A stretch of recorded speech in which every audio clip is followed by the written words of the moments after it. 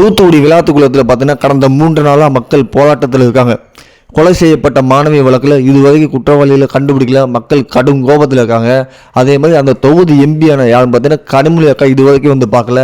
இந்த மாதிரி கடுமையான விமர்சனம் பண்ணனால நேற்று சடனாக வந்து அக்கா என்ட்ரியை கொடுத்துட்டாங்க. ஆனால் மக்கள் பயங்கரமான வரவேற்பு கொடுத்துருக்காங்க. என்ன மாதிரி வரவேற்பு நீங்களே பார்த்தீங்கல்ல.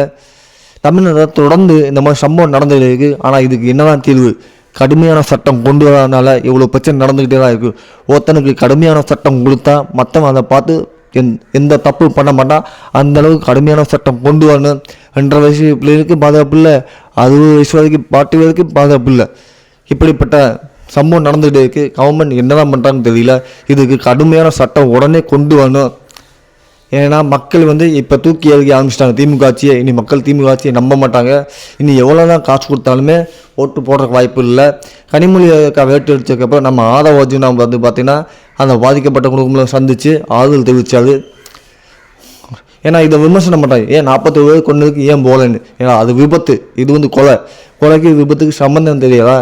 அது விபத்துக்கு கோர்ட்டில் கேஸ் நடந்துகிட்டு இருக்கு. தளபதி எப்போ போவார், எதுக்கு வந்து பார்க்கவும் முடியல. அவங்கள வர வச்சு பார்த்தாங்க, அதுவும் விமர்சனம் தான். இருந்தாலும் எதோட விமர்சனம் பண்ணுறாங்க என்பது வெக்கமாக இல்லை உங்களுக்குலாம்.